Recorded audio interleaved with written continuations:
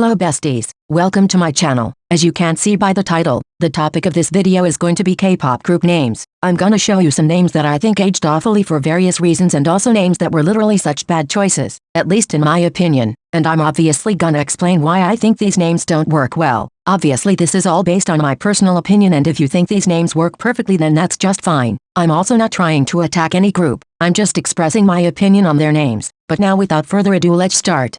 First up, we have a whole category of group names referencing the amount of members, such as From Us9, Day 6 and AB6. They aged badly since these groups lost a member. Same thing goes for Weekly, whose concept revolved around the 7 days of the week and now they're left with 6 members.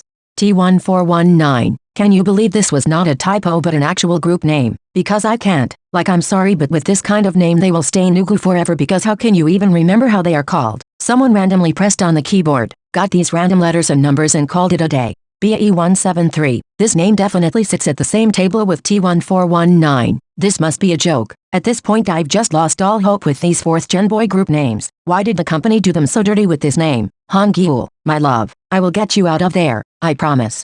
Lee Seraphim. For those of you who might not know, the Seraphims were biblical angels, but I just don't understand how these angelic and religious figures could have anything to do with Lee Seraphim's concept. The name would make me think of some kind of mystical and magical concept, but that's not the case. Like, the name choice is so random and it really makes no sense at all.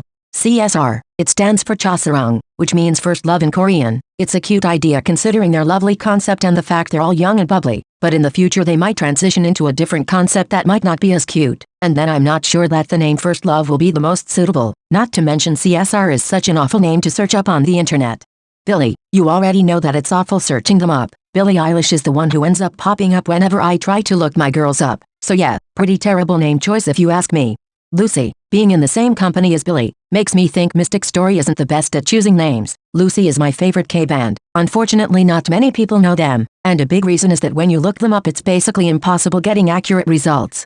X1. Try to look them up on YouTube and 99% of the results are about cars, specifically the BMW X1. This is so sad because if only the group hadn't disbanded, now YouTube would be full of their content.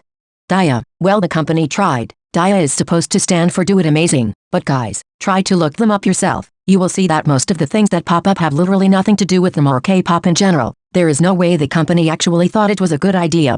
WJSN. It stands for Wojusanyo, which means Space Girls in Korean. This name made so much sense in the beginning because they debuted with a space concept and had this concept going on for most of their careers. But obviously as time went by they transitioned into different things and now the name doesn't make much sense anymore. This is the reason why groups shouldn't have names that specify their concept too much. Because one day when you change concept the name is just gonna age poorly. Gravity. Yes, Starship is pretty bad at naming their groups. Like, I'm so sorry but Gravity just always makes me think of cavities. Starship, you could have done better. You could have done so much better. Drippin'. Well, it looks like basically every post-X1 group ended up with pretty clapped names. Drippin' is really cringy. Like, it makes no sense. What is it exactly that is dripping? Actually, I don't wanna know. Moving on. Super Junior. It's that junior that made it age badly. This can work as long as a group is relatively young, but then it just becomes ridiculous after years and years. Considering Super Junior are all grown-ass men, this kinda makes me laugh, not gonna lie.